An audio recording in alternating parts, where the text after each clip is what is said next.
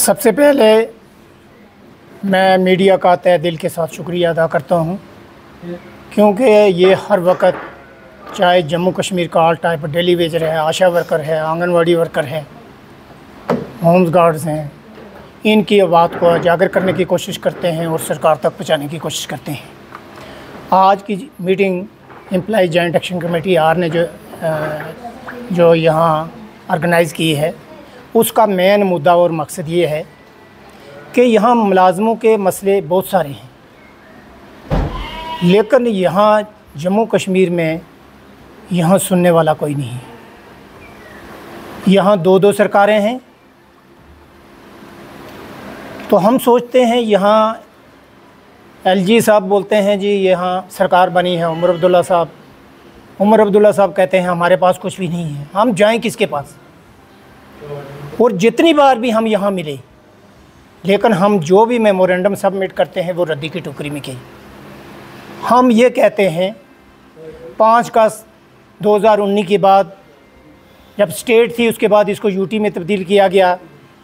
इन्होंने कहा हम सारे मसले आपके इशू हैं रिज़ॉल्व करेंगे, लेकिन अभी तक यहाँ जो आशा वर्कर जिसको 2000 रुपया दिया जाता है, आंगनवाड़ी वर्कर जिसको 5000 दिया जाता है, होम गार्ड में कर्मचारी हैं जिनको 2700 रुपया दिया जाता है, डेली वेजर्स हैं जो उनके साथ नाइंसाफ़ी है।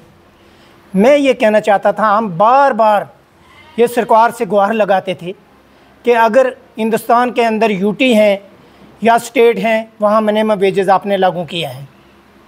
हम भी चाहते थे यहाँ जितने ये लोग हैं, चाहे वो आशा वर्कर हैं, आंगनवाड़ी वर्कर हैं, यहाँ भी मिनिमम वेजेस एक्ट बना जाए और इनके लिए एक ठोस पॉलिसी बनी जाए, ताकि आंगनवाड़ी वर्कर जो हैं उसके बाद जो सुपरवाइज़र बने, या आशा वर्कर जिनको आप 2000 रुपया दिया जा रहा है, बाहर जो स्टेटें हैं वहाँ 10-10, 12-12 हज़ार रुपया, 15-15 हज़ार रुपया यूटी में और स्टेट में दिया जाता है। कितनी बड़ी नाइंसाफ़ी है, अनामली है क्लरिकल कैडर की। इसके साथ HRA 2% जो लद्दाख वालों ने दे दिया, मेडिकल लॉसेस जो है वो उन्होंने दे दिया। लेकिन यहाँ जम्मू कश्मीर का जो मुलाज़म जो रिटायर हो चुका है, 1 साल से उन मुलाज़मों को ना तो ग्रेजुएटी है, ना कम्यूटेड है, ना लीव सैलरी है। और एक्टिव इन सर्विस जो मुलाज़म काम करता है उसका अपना पैसा है, वो जब वो जीपी फ़ंड के लिए अप्लाई करता है 1 साल गुजर जाता है, वो निकालता है कि मेरे जीपी फ़ंड तब भी रिक्वायरमेंट होती है जब किसी को इमरजेंसी ज़रूरत पड़ती है, बेटे या बेटी की शादी है या कोई बीमार है। जब उसको 1 साल के बाद आप दे दोगे तो वो या तो जिसका ट्रीटमेंट कर रहा है वो अगली दुनिया में पहुंचा होता है, शादी जो होती है वो बैंक से जाके 15% लोन के हिसाब से वो लेता है। तो वो पैसा इस सरकार से हम पूछना चाहते हैं वो कहाँ गया। और आपने देखा असम्बली के अंदर जितने रूल एंड रेगुलेशन बनते हैं, चाहे पार्लियामेंट के अंदर चाहे यहाँ, ये सब अपने फेवर में बनाते हैं, ये किसी एम्प्लॉइज़ के और वर्कर के फेवर में नहीं होते। हम ये कहना चाहते हैं ये जितने मुद्दे जेन्युइन एंड जस्टिफाइड डिमांड हैं, सरकार को ये रिज़ॉल्व करना चाहिए। और सरकार अगर इन चीज़ों को नहीं करेगी तो शायद आने वाले दौर में एक बहुत बड़ा आंदोलन भी हो सकता है, जिसकी रिस्पॉन्सिबिलिटी यहाँ की सरकार की हो सकती है, ना कि मुलाज़म की। Thank you so much. देखिए 7 साल यहाँ एलजी एडमिनिस्ट्रेशन थी, सब कुछ एलजी के पास था। कहाँ हुआ? एलजी साहब के पास तो टाइम ही नहीं बात सुनने का, गरीब लोगों का।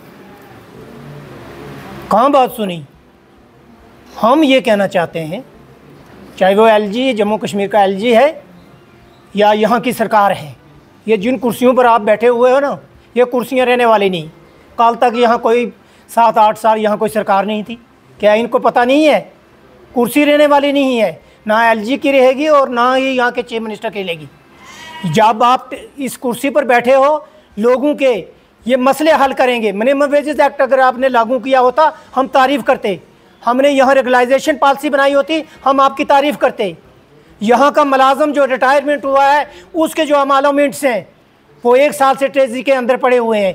यहाँ का मुलाज़म का HRA जो 2% है वो 1 साल से अभी आपने नहीं दिया। यहाँ मेडिकल लॉसेस जो है 1000 रुपया दिया है, अभी तक उसको भी रिज़ॉल्व नहीं किया गया। हम ये कहना चाहते हैं ये चीज़ें नहीं चलेंगी। हम ये चाहते हैं कि ये मुलाजमों के इशू रिजॉल्व करो। अगर आप रिजॉल्व नहीं करोगे, हम और बड़ा इससे ज़्यादा भी आंदोलन जम्मू और कश्मीर में हम आंदोलन करेंगे, जिसकी रिस्पॉन्सिबिलिटी यहाँ की सरकार की होगी, ना कि मुलाजमों। Thank you so much.